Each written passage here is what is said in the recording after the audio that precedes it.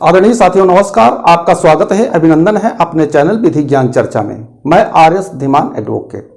साथियों आज का हमारा टॉपिक है, आज का विषय है, यानी आज हम चर्चा करेंगे उत्तर प्रदेश राजस्व संहिता 2006 की धारा 24 नियम 22 के संबंध में। तो साथियों जो धारा 24 है उसमें सीमांकन, डिमार्केशन, हदबरारी, हदबंदी, जिसे अलग अलग क्षेत्रों में अलग अलग नामों से जाना जाता है। तो जो धारा 24 का नियम 22 है उसमें किस प्रकार से धारा 24 के लिए आवेदन किया जाएगा, किस प्रकार से वाद तैयार किया जाएगा, किस प्रकार से प्रार्थना पत्र तैयार किया जाएगा, इस संबंध में यानी कि उसकी ड्राफ्टिंग के विषय में चर्चा करेंगे। हमारे बहुत से व्यूअर्स हैं जो कमेंट द्वारा ये जानकारी लिया करते हैं कि धारा 24 का प्रार्थना पत्र, वाद या आवेदन किस प्रकार से तैयार करें, इस उद्देश्य से ये वीडियो बनाया गया है। तो साथियों जो हमारे चैनल पे हमारे व्यूअर्स नए हैं, अभी तक हमारे चैनल को सब्सक्राइब नहीं किया है, कृपया चैनल को सब्सक्राइब कर ले, वीडियो को शेयर करें, लाइक करें और साथियों कमेंट भी किया करें। तो आइए साथियों देखते हैं उत्तर प्रदेश राजस्व संहिता 2006 धारा 24 नियम 22 सीमांकन, हदबरारी, डिमार्केशन हेतु वाद, मुकदमा, प्रार्थना पत्र।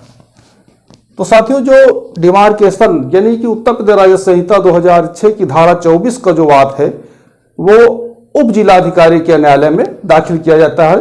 तो सबसे पहले ऊपर हम लिखेंगे न्यायालय श्रीमान उप जिलाधिकारी। अब उप जिलाधिकारी जिस क्षेत्र से हैं यानी कि जिस तहसील से, उस तहसील का नाम लिख देंगे, फिर जनपद, जिला का नाम, यानी कि जनपद या जिला एक ही बात है, तो यहाँ जिला का नाम लिख देंगे। उसके बाद उसके नीचे हम टिकट लगाने के लिए रिक्त स्थान छोड़ेंगे। जो कोर्ट फीस होती है वो टिकट द्वारा अदा की जाती है, उसको लगाने के लिए हम रिक्त स्थान छोड़ देंगे। उसके नीचे लिखेंगे जो वादी है, वादी का नाम। यदि एक वादी है तो एक वादी का नाम, यदि कई वादी हैं तो उनका क्रम से हम नीचे नाम और उनके पिता का नाम, निवास, परगना, तहसील, जिला लिख देंगे। उसके नीचे हम बनाम लिखेंगे। बनाम के बाद प्रतिवादी। प्रतिवादी तो एक भी हो सकता है, वैसे एक होता बहुत कम है, प्रतिवादी तो कई होते हैं जो चौहद्दी के काश्तकार हैं।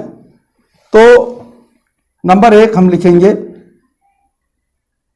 उसका नाम लिखेंगे, फिर उसके पिता का नाम। यदि कोई लड़की है तो उसके पिता का नाम, यदि कोई महिला है तो उसका नाम और उसके पति का नाम लिख देंगे, जैसे कि पुत्र, पुत्री, पत्नी लिखा हुआ है। फिर उसका निवास स्थान, फिर उसका परगना।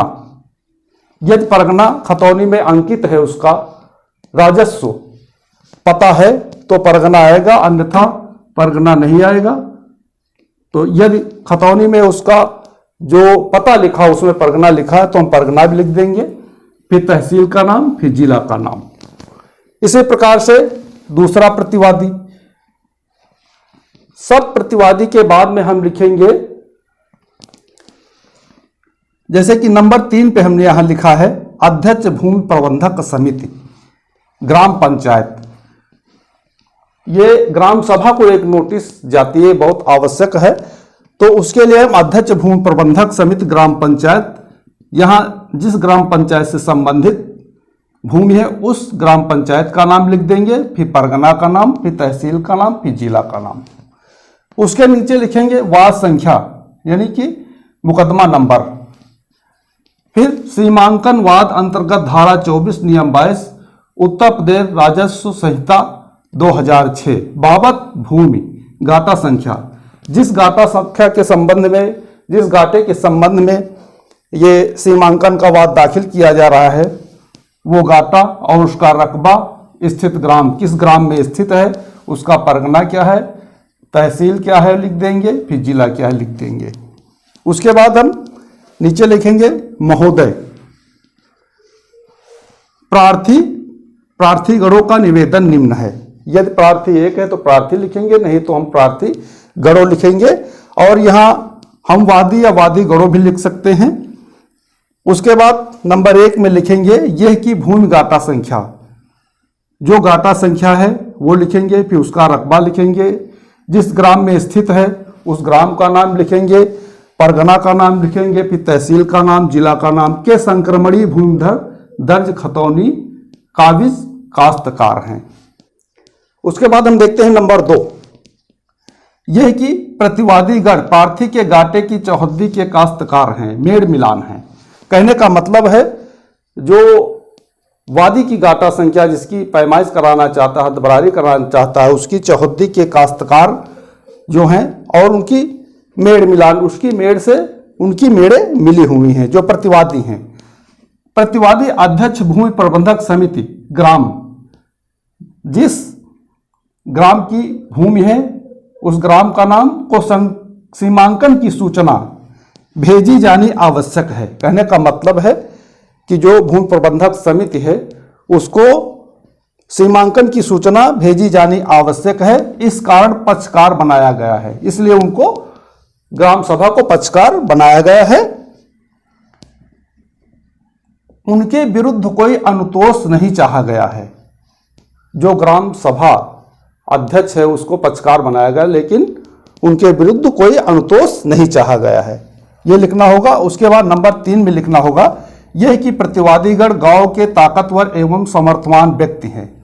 जो गांव के विपक्षी गण हैं, अगल बगल के काश्तकार हैं, चौहद्दी के काश्तकार हैं, मेड़ मिलान जिनकी है वो ताकतवर एवं समर्थवान व्यक्ति हैं। वे लोग प्रार्थी गाटे की मेड़ तोड़कर अपने खेत में मिला रहे हैं। यानी कि जो विपक्षी हैं वो प्रार्थी के गाटे की मेड़ तोड़कर अपने खेत में मिला रहे हैं, मना करने पर नहीं मानते हैं। और जो वादी द्वारा मना किया जाता है तो मानते नहीं हैं तथा लड़ाई झगड़ा करने को तैयार हो जाते हैं, और लड़ाई झगड़ा करने पर आमादा हो जाते हैं, तैयार हो जाते हैं। लिखना होगा प्रार्थी शांति प्रिय व्यक्ति है, लड़ाई झगड़ा नहीं करना चाहता है। जो वादी है, प्रार्थी है, वो शांति प्रिय व्यक्ति है, लड़ाई झगड़ा नहीं करना चाहता है, ये लिखा जाएगा।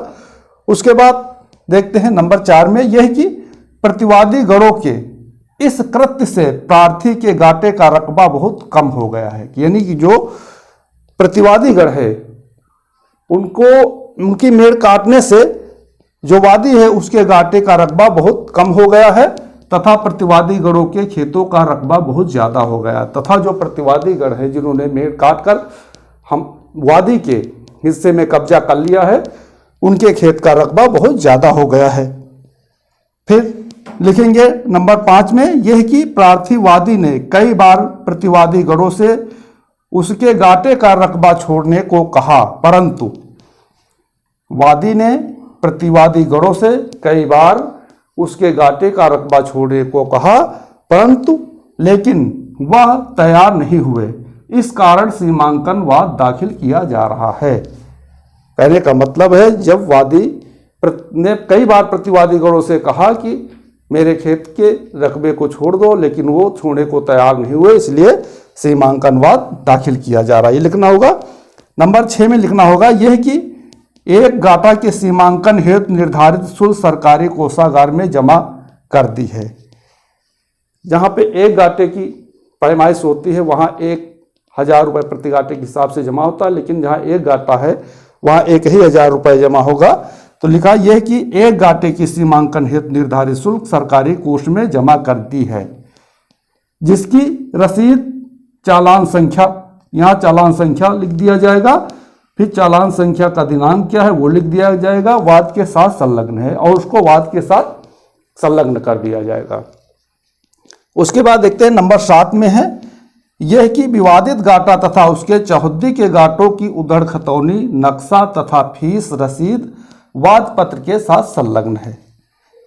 नंबर 7 में लिखा जाएगा जो भी आप उसके साथ में संलग्न करें। वैसे तो ये आवश्यक है कि चौहद्दी के गाटों की उधड़ खतौनी, जो विवादित गाटा है, जो प्रश्नगत गाटा है, जिसकी पैमाइश हो रही है, उसकी चौहद्दी के जो भी गाटे हैं उनकी उधड़ खतौनी और नक्शा तथा फीस की रसीद के साथ आवेदन पत्र प्रस्तुत करना होगा।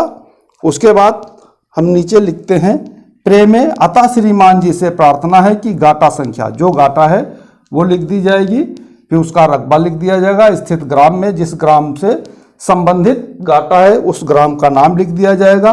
फिर परगना का नाम, फिर तहसील, फिर जिला का सीमांकन नियमानुसार कराने की कृपा करेंगे। उसके नीचे हम दिनांक लिख देंगे, जिस दिन आवेदन पत्र प्रस्तुत कर रहे हैं वो दिनांक लिख देंगे। और यहाँ प्रार्थी गण या वादीगण, जितने भी प्रार्थीगण या वादीगण हैं उनके हस्ताक्षर हो जाएंगे। तो साथियों, इसमें खतौनी में जितने भी सह खातेदार होते हैं सभी की सम्मति जरूरी है, और आवेदन पत्र, वाद या प्रार्थना पत्र में सभी लोगों के हस्ताक्षर होना आवश्यक है, सभी की सहमति होना आवश्यक है। तो साथियों, आज हमने इस वीडियो के माध्यम से उत्तर प्रदेश राजस्व संहिता 2006 की धारा 24 नियम 22 को समझा। तो साथियों, हमें पूरा विश्वास है कि आप समझ गए होंगे। तो साथियों, जो हमारे चैनल पे हमारे व्यूअर्स नए हैं, अभी तक हमारे चैनल को सब्सक्राइब नहीं किया है, कृपया चैनल को सब्सक्राइब कर ले, वीडियो को शेयर करें, लाइक करें और साथियों कमेंट भी किया करें। तो साथियों, आज के वीडियो में बस इतना ही। अगले वीडियो तक के लिए नमस्कार।